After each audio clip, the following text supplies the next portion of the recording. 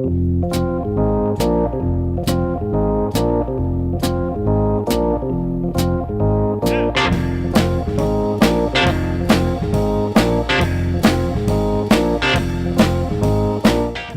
to the Two Blokes Chatting radio show on 94.7 The Pulse. Music, interviews, news, and, well, Two Blokes Chatting. Now, here are the two blokes. It is evident there's a third person in the studio, otherwise I wouldn't be saying hello to Luke. Luke Outerbridge is in the studio with us. Welcome, Luke. Oh, g'day, Rob. G'day, Neil. How are you? Doing both well. Very well indeed, thank you. Now, before we get to the core matter, Outerbridge, surname I've never heard. From what part of the world would that have? And do you know the I reckon story it sounds behind Scottish. Oh, yes. I think we are of Scottish English descent. I should know this, but I'm the only one in the region. I moved here from the sunny coastal town of, you might have heard, near Byron Bay.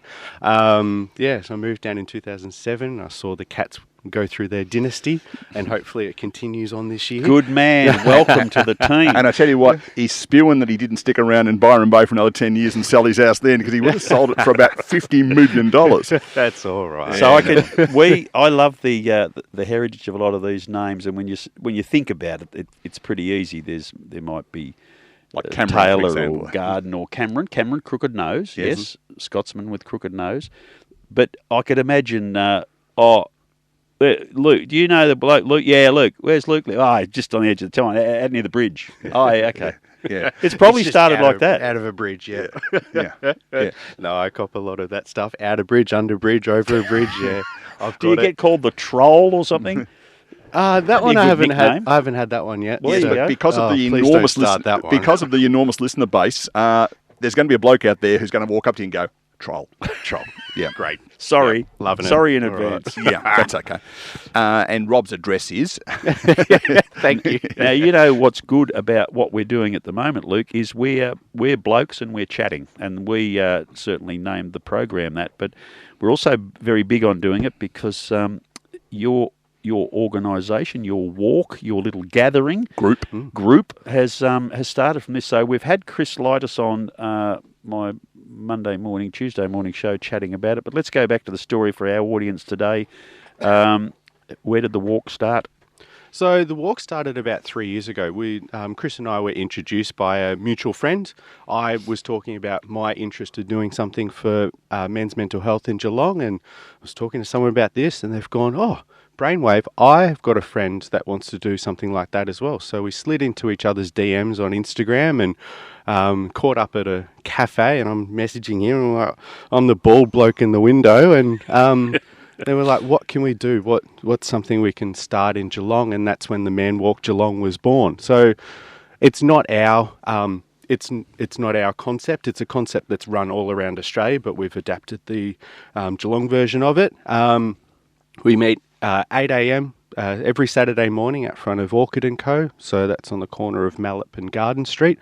And any bloke can rock up. We don't ask why you're there. You don't have to have mental health problems or anything like that. You can just rock up, join other blokes, and we go for a 1 hour walk, and that's it.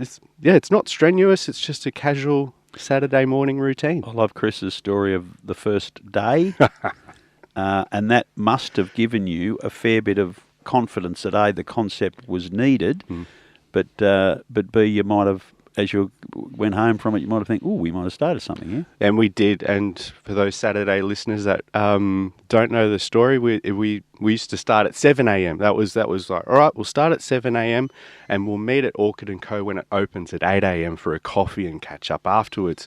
7 a.m. on the morning that we started, it was raining sideways, it was cold as anything, and it was dark as well, middle of July, I think it was, and we're like, Chris and I are standing there shivering. We're like, what are we doing? Like, what have we got ourselves into? And just from that, we had 10 blokes rock up for our first walk. So they just appear out of the shadows? Yeah, it just appeared out of the shadows because it was pitch black at that time of morning. And they rocked up. We're like, all right, hey, nice to meet you. I've never met these blokes before. And here they are. We went for our inaugural walk, and the rest is history. So... Yeah, it was a good way to start, but Chris and I knew that we've started something that was needed in Geelong for 10 blokes to rock up. We not obliged, but we rocked up because we started this thing, and they've rocked up out of the will of their own. Don't know you from Bar of Soap, just met you this morning. Chris was happy enough to tell his story of motivation to do it. Have you got your own little story? Well, mine started because I had a mate reach out to me. It was I remember it clearly, it was Christmas time, and it was about 9 o'clock on one night, and his message just simply, I want to catch up for a drink. I'm like, you know what, all right, I'll do that. I was at home, cozy, just about to go to bed, and I'm like, no, I'm going to catch up for you for a drink because I haven't seen you for a while. And I went out to the local haunt, Beeves Bar, and drove him home afterwards, and we just sat out the front of his house, and we were just chatting away, and he'd let me know about his struggles with mental health during the year. And I'm like, oh mate, you could have reached out. Like, I'm here for you. Like, whatever you want to talk about. He's like, I didn't know how to reach out. Like, it was that barrier. He knew he wanted to reach out, and he just couldn't do it. It's hard for blokes to just reach out like that. It's not common for us to go, oh mate, I'm struggling here.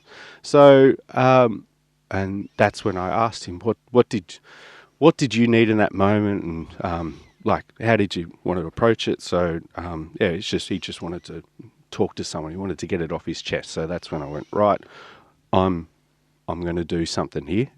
And yeah, that's when I started talking about my interest in this in Geelong. And I think there's a couple of things that play into this a little bit, and this is the Neil Butler theory that no research nor academic knowledge behind me on this, but I reckon there's a couple of things happening at the moment. One of which is when someone says, "G'day Luke, how are you?" the immediate response that you must give now is, "Oh geez, I've been busy." Right, so the opportunity to get past actually, I'm not doing too well, or, "Oh, yeah, pretty good, thanks," or whatever, is no longer there unless you say "Oh, geez, I've been busy." It seems to not be acceptable. The other thing that I've noticed, and I'm absolutely not having a crack, and I'm absolutely not saying it's a bad thing, but you look through your social media now. I work with a lot of small business people. That's my go-to, and the number of women's groups, women's awards, women's mentoring, women's counselling, women's this, women's that, they've got their act together. And blokes, if we were to start a group and put on Facebook that we're going to have a men's business mentoring group, it just doesn't happen. So those sorts of opportunities don't seem to be there. The thing you're talking about sounds like it's starting to address that sort of stuff. Yeah, so, and we found that, and like the one instance, there was a bloke that he reached out to us on Facebook. He said, I want to rock up to the walk, but I'm not going to talk. I just want to rock up. I want to be around you blokes. And they're like, right, we won't make you talk. You just rock up. And next thing you know, he's a fountain of words. He's a character amongst the group, but because he feels comfortable. And he needed to find that place of comfort. He needed to find that. It's a trust and comfortable sort of environment. And like we didn't provide much. We just created the space and said, we're no judgment. It's just blokes here, and we're all catching up. I suppose if you're walking along and listening to what's going on around you, you'll start to understand. Hell, I'm not on my own here. Yeah, and that's one thing that we found. A lot of the blokes are, I'm having problems at home. Like my son's not. They're doing like they're not talking to me. It's like I'm going through the same thing as well. It's like and like they can form their like shared sort of experiences and they've had things that they've tried to do to tackle those issues at home. It's like, have you tried this? I've found that maybe doing this, or that's what they converse about. And as you build a network, which is presumably what's happening, and I know that Corey McKernan has been heavily involved in doing something similar in Melbourne with a lot of Melbourne people, I'm wondering whether you are seeing or hearing or determining that folk in regional centres like Geelong and the Colacs, Warrnambool, that sort of size towns as well, whether it's a more pronounced thing amongst men because we all came through playing footy together and you come off at the end of the ground, you have a couple of cans, and that component. Have you detected that in a regional setting it's a little bit different and a little bit more pronounced? No, it is very like the stereotypical male is the blokey, let's get on the cans and have a kick a footy around. It's like, it's not about that. We're vulnerable. We have feelings, and we don't have to be the the bold, big front that we think we are. We can just act ourselves in regional areas. That's because it's very predominant. It's the footy crowd. So let's just say that. I think the other thing too, and Rob can speak to this better than I can, and that is there are an enormous number of people in regional areas that are farmers or are supporting farmers and therefore interacting a lot with farmers. And as a farmer, you simply can't have mental health issues. You simply can't have physical health issues because the world doesn't stop for you. I suspect that plays into it as well, Rob, a bit, in terms of that sort of... Definitely lived experience at home. My own father with issues in a dairy farm, so you've got to be there twice a day, every day. You can't not be there. And looking back at what he went through, which had a ripple effect. And this is the other thing, Luke, that ripple effect of if you've got a problem, you're either keeping it in or you're releasing incorrectly, and then those around you, whether it be family, work colleagues, mates at the sporting club, feel it, and it can have a really negative impact on a lot of people very quickly if you're not dealing with it yourself. And in a family situation, I lived experience for us, and I'm sure in maybe in working environments you've seen if someone brings a bit of toxin into a workplace because they're not handling something, everyone's affected. Yeah, it spreads very quickly. And if you can deal with it, like even spreading happiness, smiling at someone. Yeah, the opposite effect is very good and very contagious. Yeah, exactly, yep. Like even when I walk this morning, anyone that passes, "G'day, how you going?" Like,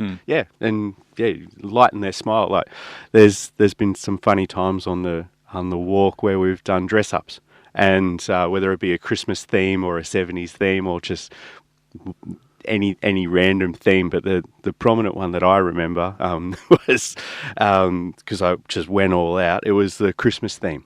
And I went all creative. I did a big cutout of a Christmas tree with a massive hole in it, painted it green, put tinsel on me. It was the most awkward thing to walk with because it's just flapping around. But anyone that we walked past, massive smile. We got photos with so many people, and those photos they'd end up back to us because they're like someone's seen it and it's posted on someone else's socials. But it was just us, just dressing up, being fun, and emitting that fun on the waterfront that day. So if you are doing a 70s theme again, invite Rob along that day because he can just wear his normal clothes. 50s. Great. I'll be better in the 50s. Those platform sole shoes he's wearing today, he bought in 1973. I still remember the flares. I still remember the flares. What I was going to say was the wheel is turning. This sort of conversation has been had a little bit, but growing over probably 15, 20 years. I reckon when we first started to challenge men not to be introverted with their thoughts. And I'm finding a lot of people that I run into are having conversations like we're having very easily. Mm-hmm. So it'll be a long time before everyone will do it because there's still, for all the reasons that Neil's mentioned about, the blokey image. There's two words that I find from my life experience, empathy and compassion, which is inherent in women because of the motherly instincts. It's not in men, but when they find it, they become better people, on my experience, and there's more finding that now. Yeah. There are a lot of people are looking inward to themselves, and I'm glad people are talking. The blokes are just so thankful. Like even this morning, had a couple of blokes because I mentioned I was coming on 94.7 Pulse. Good morning, everybody. Hello, everyone. And they said how much this walk has helped them. It was such a simple concept to get running. Yeah. Like, meet at one place every week and go for a 4 kilometre walk for an hour, and that's it. Yeah. Nothing Simple. Strenuous. It was simple, but it's creating routine for them. Knowing that they can show up to something and it's going to be there next week or the week after or this week, and it's just a safe space. I think the other thing is too, it's fair to say that Rob and I are on the other side of 60 to you are. Only by a couple of days, you understand, for me. But when you get to our stage of life and work is either slowing down or potentially stopping because people start to retire and start doing some things, go part-time, whatever. There's an opportunity to exercise, but I suspect the hardest part for most people is the first walk or the first run or the first gym session, because they go, I've got to put on a pair of shorts, I've got to put on a pair of runners, I've got to go and buy a pair of runners because the last pair of runners I bought were 1972 Volley Dunlops, And I think if there's an opportunity to do it regularly and go with a group of other people who are in a similar state of mind, then you've got that capacity to say, you know what, even though it's every Saturday, I think if I walk on Tuesdays and Fridays, I actually feel better. So I think it's got an opportunity to not just bring together the community aspect of it, if you like, but also introduce some stuff around physical health as well. Yeah, and I've noticed, like, it's helped me. Like, I don't do much physical exercise during the week, and I sort of put that back on myself. I'd like to, but at least it's created a routine for me now to just go for a simple walk. And for any of those blokes that are listening today and want to join us on a Saturday, you don't need a new pair of runners or running outfit or whatnot, or exercise gear. You don't need to go to Lululemon or anything like that. Just rock up in whatever you feel comfortable. It's a 4-kilometre walk around the waterfront. It's not that hard. It takes us an hour. And you'll see me. I'm the bald bloke that is there, or Neil. He's the other one. He's taken champion of this initiative now. He's there with the dog every morning. So just rock up and say, hey, like, we're there. We'd love to see you come along. So yeah. And if someone is caught out and they are a few minutes late or whatever, and you've already taken off, where do you head from Mallop Garden? They head towards the waterfront? From Mallop Garden, so we get our coffee. So rock up, grab your coffees from Orchid & Co. and grab the takeaway. Tell you what, they're doing well today. That's about the 5th mention they've got. Well, they weren't open this morning. Sorry. So today was the odd day that they weren't open, so we had to grab our coffees down at the pavilion on Eastern Beach. But that's the way we would walk anyway. So we would go from Orchid & Co. We'd go down the street heading towards Eastern Beach Fountain, and then we just sort of go down that way to the car park, the Eastern Beach car park. So that's the general direction that and you'll know that you've got the right group because there'll be about 10 or 15 blokes walking along with a cup of coffee in their hand. Yeah, that's us. That's us. And one bloke might be wearing a Christmas tree or something. Yeah. Or They can't walk properly. 1970s platform styles. Yeah. So the name Right Mate, is that the name that's used elsewhere, or is that something that's just around Geelong? No, that's just us. So when Chris and I banded together, we needed a name for our initiative, and Two Blokes Chatting was taken. Yeah, exactly. Yeah, we couldn't buy that domain. So we just had a thought. It's like, what does this mean? What can we what can we put forward? What's going to resonate with everyone? What has meaning? And we just went, Right Mate. Are you right, mate? You're right, mate. You can take whatever way, but my way that I take it is, are you right, mate? So yeah, I like the other one too. Is right, mate. Yeah, right, mate. Enough. Yeah, let's go. Yeah. So it can be taken a lot of ways, and that's what we liked about it. And the logo, because I'm a graphic designer, that's what pays the bills. I did the logo, just whipped it up because we needed to create an official document to be submitted for a incorporated association. So the minutes had to be taken, and so just whipped it up, did that, and Chris is like, I actually really like that. And I'm like, oh, but you don't have to. Like, I just whipped this up. Like, we haven't put it out to approval yet. And he's like, no, let's run with it. I'm like, all right, cool. Yeah, here we go. So. Good stuff. Good stuff. So anyone listening this morning that has been waiting at that hurdle and hasn't had the energy, the power, the confidence to jump the hurdle, here's another way to start. And it sounds like your strike rate's pretty darn good, Luke. Yeah, so we get about 10, 15 blokes along each week. The most we had is 27, I think, is our... that was the day you tapped a keg and was free drinks. Oh, gosh, yeah. It was a celebratory... It was only about 3 or 4 walks in that we got that. But it is a dry event. I will say that. I was joking. But it's something we had to actually think about. Like Chris made an interesting comment in the time you've been going. About you might not get any more than somewhere between 8 and 15 as a norm, but the number of individuals that have been at least once. Have you got any idea? Oh, he's got the actual figure on those, but it's hundreds of blokes we've seen come on the walks. I think he's edged on to 1,000 attendees over the course of the 3 years that we've been running. So, the numbers are out there. Like it's, he'd have a better. He's just messaged me about another thing. It's like, mate, are you listening? I'm on radio. Doesn't matter because, of course, we record this and we put it up, and you can share that to your heart's content. Yeah, which will be good. Yeah, because I think the obvious issue that you've got doing it at 8 o'clock on a Saturday morning is that at 5 to 9, people are running back to their cars to listen to the start of the Two Blokes Chatting radio show. Of course, we'd often find that. Like, you've been, where are they all going? No, we try and stick to a good schedule because we know that people have a Saturday to deal with. Yeah, absolutely. Yeah, so no.